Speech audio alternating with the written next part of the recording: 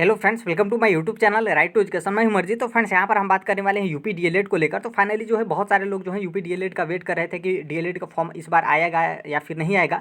तो फाइनली जो है एक तरीके से आप समझ सकते हैं कि यहाँ पर जो है आपके टाइम टेबल मतलब शेड्यूल जो है वो जारी कर दिए गए हैं यूपी डीएलएड 2022 के कार्यक्रम को लेकर। तो यहाँ पर क्या है कि आपका जून में जो है आपकी ऑनलाइन फॉर्म भरने की प्रक्रिया जो है आपकी स्टार्ट हो जाएगी और जुलाई से जो है आपके काउंसलिंग की प्रक्रिया जो है आपकी स्टार्ट हो जाएगी। एक तरीके से आप समझ सकते हैं कि जून और जुलाई मतलब जुलाई से आपका स्टार्ट होगा, तो जुलाई से पहले ही जो है आपके रिजल्ट वगैरह जारी कर दिए जाएंगे। इसमें परीक्षा नहीं होता है, तो मेरिट लिस्ट जारी करने में उतना टाइम भी जो है वो नहीं लगता है। यहाँ पर क्या है कि यहाँ पर जो है आपके एनसीटी ने जो है बीएड को प्राथमिक में शामिल कर लिया था, इसलिए जो है आपके डीएलएड का क्रेज घट गया और बीएड का क्रेज जो है वो बहुत ज़्यादा बढ़ गया। बहुत कम ही लोग जो है वो डीएलएड कर रहे थे, बहुत सारे लोग जो है वो आपके बीएड कर रहे थे, क्योंकि बीएड यदि प्राइमरी में एलिजिबल हो गया तो वो 1 से 10 तक, फिर उसके अलावा पीसीएस डिपार्टमेंट में भी बहुत सारे पोस्ट होते हैं, तो वहाँ पे जो है वो एलिजिबल हो जाते थे। लेकिन आपको पता है कि इस बार जो है इलाहाबाद हाई कोर्ट में जो है वो केस हो गया है। उसके बाद जो है यूपी मतलब बीएड को जो है प्राथमिक में शामिल करना बहुत ही ज़्यादा पेचीदा हो गया है। तो यहाँ पर जो है इसके मतलब जो डीएलएड 2022 का शेड्यूल है, इसके बारे इसके साथ साथ जो है वो हम अपने तरफ से जो है एक आपको बेस्ट ऑप्शन जो है वो सिलेक्ट करने के लिए बताएंगे कि आप डीएलएड करें 2022 में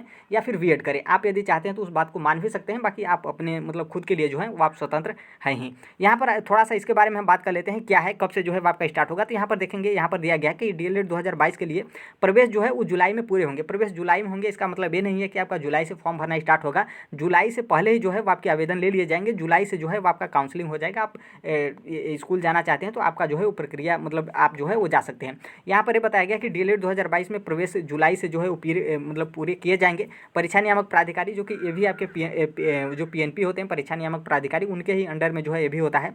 शासन को अब अगले हफ्ते डीएलएड 2022 के प्रवेश के लिए जो है प्रस्ताव भेजेगा। मतलब पीएनपी जो है डीएलएड को मतलब प्रवेश के लिए, उसके ऑनलाइन फॉर्म के लिए, हर एक प्रक्रिया के लिए जो है अगले हफ्ते जो है वो यहाँ पर प्रस्ताव जो है वो भेजा जाएगा। इसके लिए जो है आपके आवेदन जो है जून से लिए जाएंगे। ध्यान रखिएगा, यहाँ पर आवेदन के बारे में बताया गया कि आवेदन जो है वो आपके जून से लिए जाएंगे।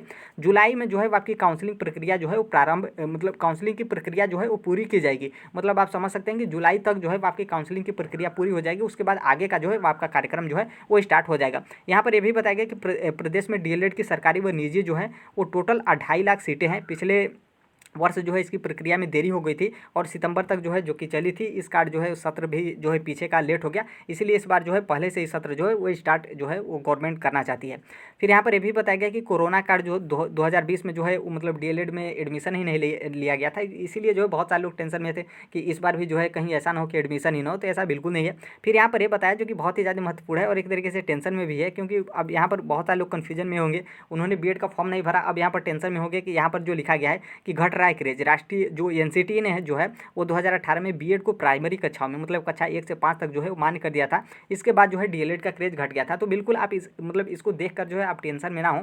और यहाँ पर क्या है कि बहुत सारे लोग टेंशन में अब इस तरीके से हो जाएंगे कि मान लीजिए उन्होंने बीएड का भी फॉर्म नहीं भरा, डीएलएड में भी इस तरीके से लिखा है, तो आखिर में हम करे क्या।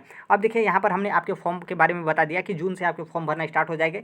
जून के लास्ट तक या फिर जुलाई के फर्स्ट में जो है आपके रिजल्ट आ जाएंगे और फाइनली जुलाई मतलब जुलाई लास्ट तक जो है वो आपकी काउंसलिंग की प्रक्रिया जो है वो खत्म हो जाएगी। आपका कॉलेज, जिस भी कॉलेज में आप एडमिशन लेना चाहते हैं, तो वहाँ से जो है आप क्लास वगैरह जो है करना स्टार्ट कर देंगे। अब यहाँ पर हम बात करेंगे दो ऑप्शन, जो कि एक ऑप्शन है आपका बीएड, जो कि बीएड, और दूसरा है आपका ऑप्शन डीएलएड। अब यहाँ पे क्या है कि बहुत सारे लोग कन्फ्यूजन ये हो गए हैं कि हम बीएड करें या फिर डीएलएड करें। देखिए, यहाँ पर जिन्होंने बीएड का फॉर्म भर दिया है वहीं सिर्फ बीएड के बारे में थोड़ा सा ध्यान देंगे, बाकी जिन्होंने बीएड का फॉर्म ही नहीं भरा है तो उनके लिए ऑप्शन ही कोई नहीं है। उनके लिए सिर्फ और सिर्फ जो है वो डीएलएड का ही ऑप्शन है, यदि आप टीचिंग लाइन में जाना चाहते हैं तो।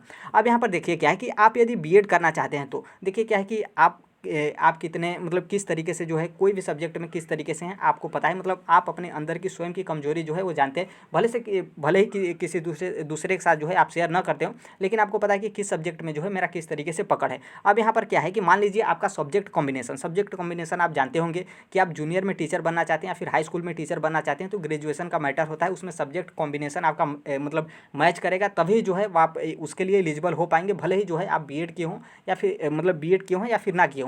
तो इसलिए आपका यदि सब्जेक्ट कॉम्बिनेशन मैटर नहीं रखता है, यदि ध्यान रखिएगा आपका यदि सब्जेक्ट कॉम्बिनेशन नहीं है, तो आप जो है बिल्कुल बीएड ना करें, आप जो है वो डीएलएड ही करें। आप अपना सब्जेक्ट कॉम्बिनेशन पीछे के और जो भर्तियाँ आई हैं उससे जो है वो आप मैच करा सकते हैं, और आप अपने से खुद से भी जान सकते हैं कि मेरा ग्रेजुएशन में किस तरीके से सब्जेक्ट था, मेरा सब्जेक्ट कॉम्बिनेशन वाला जो है वो मैटर सेलेक्ट हो रहा है या फिर नहीं हो रहा है। यदि नहीं हो रहा है तो आप बीएड बिल्कुल ना करें, क्योंकि फ़ायदा ही नहीं होगा। क्योंकि आप उस तरीके से भी करेंगे तो मान लीजिए एनसीटी के पास अभी कोर्ट केस हुआ है, यदि एलिजिबल भी कर लेता है है तो आप सिर्फ और सिर्फ प्राइमरी के लिए ही टीचर बन पाएंगे। तो नॉर्मल सी बात है, आप सिर्फ और सिर्फ प्राइमरी के लिए ही टीचर बनेंगे तो क्यों इस मतलब इतना पैसा है और फिर थोड़ा सा टफ भी एग्जाम होता है, तो कोई फ़ायदा जो है वो आपको नहीं होने वाला है। तो इसलिए आपके लिए जो है वो आपका डीएलएड जो है वो बेस्ट ऑप्शन है। अब यहाँ पर क्या है कि आपको पता है कि बीएड में आप हो जाएंगे और हो सकता है कि यूपी में केस चल रहा है, राजस्थान हाई कोर्ट ने जो है एनसीटी की जो अधिसूचना थी उसको कैंसिल भी कर दिया था। फिर उसके बाद जो है अब आगे क्या होगा ये तो कोई नहीं पता है, क्योंकि अभी जो सुनवाई है वो जुलाई में सुनवाई होने वाली है, जो कि आपको पता है कि आप इसमें डीएलएड में एडमिशन मतलब फॉर्म भी भर देंगे, हर एक चीज़ प्रक्रिया जो है वो कर देंगे। फिर उसके बाद जुलाई में दिया गया है, अब होगा भी या फिर नहीं होगा ये भी जो है वो आपके डेट कन्फर्म जो है वो नहीं बताए गए हैं। अब यहाँ पर देखिए क्या है कि यदि आप टीचिंग लाइन में जाना चाहते हैं और आपका मेन फोकस एक तरीके से है 1 से 5 तक, मतलब हम सिर्फ और सिर्फ प्राइमरी के लिए टीचर बने, क्योंकि आपने देखा होगा जूनियर के लिए जो है वो कभी वैकेंसी ही नहीं आती है यूपी गवर्नमेंट पे, सिर्फ आपकी आती है हाई स्कूल में, मतलब जो 9th और 10th होता है, और माध्यमिक में तो जो आपकी 11th और 12th होता है उसमें तो आपको मास्टर डिग्री चाहिए होता है।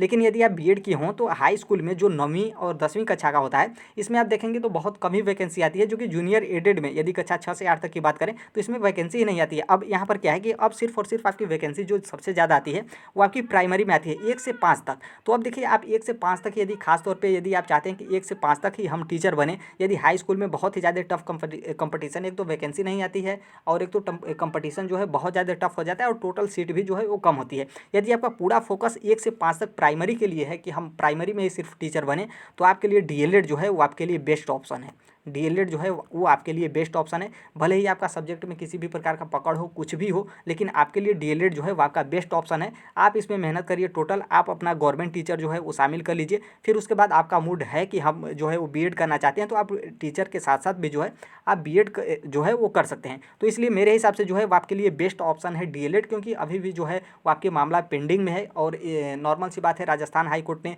एनसीटी का अधिसूचना रद्द कर दिया था, तो ऐसा भी नहीं है कि राजस्थान हाई कोर्ट का जो मतलब अधिसूचना रद्द वाला था उसको जो है एनसीटी जो है वो हटा दे, ऐसा बिल्कुल नहीं है। यदि कोई हाई कोर्ट सुनाया तो कुछ सोच समझ कर ही जो है वो सुनाया होगा, ऐसा बिल्कुल नहीं है कि राजस्थान हाई कोर्ट ने हवाई जो है वो फैसला दे दिया होगा। तो इसलिए मैं यही कहूँगा कि आप सिर्फ और सिर्फ 1 से 5 तक के लिए गवर्नमेंट टीचर बनना चाहते हैं तो आपके लिए जो बेस्ट ऑप्शन है वो है आपके लिए डीएलएड। यदि आप चाहते हैं कि आपका सब्जेक्ट कॉम्बिनेशन ठीक ठाक है, सब्जेक्ट कॉम्बिनेशन आपका मैच कर रहा है, आपका मतलब पकड़ भी सही है, तो आप बीएड जो है वो कर सकते हैं, कोई जो है वो दिक्कत नहीं है। लेकिन यहाँ पे दिक्कत ये है कि मान लीजिए प्राइमरी से बीएड मतलब बाहर हो जाता है जिस तरीके से रीट में हुआ था, तो वहीं आपको दिक्कत हो जाएगा, क्योंकि आप बीएड भी कर लेंगे, आपका पैसा भी फंस जाएगा और उसके बाद जो है वो आपकी जूनियर हाई स्कूल में जो है वो आपकी मतलब जो आपका जूनियर है, अरे सॉरी जूनियर नहीं, आपका जो हाई स्कूल है उसमें जो है वो आपकी वैकेंसी बहुत पेंडिंग में, बहुत लेट, एक तो सीट कम, ऊपर से कंपटीशन टफ होता है। तो इसलिए जो है कोई उतना खास जो है वो आपको बीएड करने के बाद जो है फ़ायदा नहीं होता है। बाकी आप प्राइवेट स्कूल में टीचिंग का काम करना चाहते हैं तो प्राइवेट स्कूल में जो है वो टीचिंग का कोई काम करना चाहता है तो यहाँ पर क्या है कि बीएड का थोड़ा सा ज़्यादा जिक्र जो है वो किया जाता है प्राइवेट स्कूल में, डीएलएड को थोड़ा सा कम वरीयता दिया जाता है। तो इसलिए आप बिल्कुल सोच समझ कर जो है वो आप करें। एक तरीके से मैं यही कहूँगा कि हमने अपने तरफ से जो है वो बेस्ट बता रहा है कि आप यदि प्राइमरी में सिर्फ टीचर बनना चाहते हैं तो आपके लिए डीएलएड जो है वो बेस्ट है। यदि आपका सब्जेक्ट कॉम्बिनेशन जो है वो मैच नहीं कर रहा है तो आपके लिए जो है वो डीएलएड बेस्ट है, क्योंकि आपका सब्जेक्ट कॉम्बिनेशन मैच नहीं कर रहा है तो आप बीएड भी किए होंगे, उसके बाद भी जो है वो आप हाई स्कूल में या फिर जूनियर एडेड में जो है आप टीचर नहीं बन सकते, उसके लिए आप एलिजिबल भी नहीं होंगे। तो इसलिए सिर्फ और सिर्फ आप एलिजिबल होंगे ही तो आपको बीएड करने से कोई फ़ायदा नहीं है, सिर्फ और सिर्फ जो है वो आप डीएलएड करिए। बाकी मैं यही कहूँगा कि आपके पास कोई जानकार हो या फिर कोई मतलब उस तरीके से हो जो बताए, या फिर जो उन्होंने किया हो, या फिर जो मतलब डीएलएड या फिर बीएड करने के बाद आगे जो आपका स्कोप है यदि वो सही तरीके से बताए तो आप उनसे भी पूछ कर जो है वो सिलेक्ट कर सकते हैं। और आप अभी तक जो है वो आपने बीएड का फॉर्म भरा हो फिर भी जो है वो आप चाहते हैं कि नहीं मुझे डीएलएड करना है तो आप डीएलएड का फॉर्म भर सकते हैं। बाकी आपने बीएड का फॉर्म नहीं भरा है तो नॉर्मल सी बात है, आपके पास सिर्फ और सिर्फ एक ही ऑप्शन है कि आप जो है वो डीएलएड का फॉर्म भरें। यहाँ तक यही था। बाकी देखिए अब क्या है कि यहाँ पर जो कि बहुत सारे लोग ऐसा सोच रहे थे कि मतलब फॉर्म आएगा इसका कि नहीं आएगा, तो यहाँ पर जो है एक तरीके से आपका आ गया है। अगले हफ्ते में जो है यहाँ पर परमिशन मांगेगा पीएनपी गवर्नमेंट से कि हम प्रस्ताव जो मांगता है कि हर बार की जो है हम इसका कार्यक्रम स्टार्ट करें। नॉर्मल सी बात है, इसमें प्रस्ताव मिल जाएगा। शिक्षक भर्ती नहीं है कि आपका मतलब प्रस्ताव जो है वो खारिज पे खारिज होगा, इसमें प्रस्ताव बिल्कुल मिल जाएगा। और जून से आपके फॉर्म भरने का जो है वो प्रक्रिया स्टार्ट हो जाएगा। जुलाई में आपका काउंसलिंग का जो है प्रक्रिया स्टार्ट हो जाएगा। एक तरीके से आप समझ सकते हैं कि आप यदि यहाँ तक चले गए हैं तो नॉर्मल सी बात है आप उसके बाद जो है आप बिल्कुल पीछे ना आए। तो यहाँ तक यही अपडेट था। यदि आप भी डीएलएड या फिर बीएड से जुड़े हुए हैं तो चैनल को सब्सक्राइब कर लीजिएगा। मिलते हैं अगले नेक्स्ट वीडियो में, तब तक के लिए thank you, bye bye, take care, all the best. Thank you for listening, God bless you all, thank you.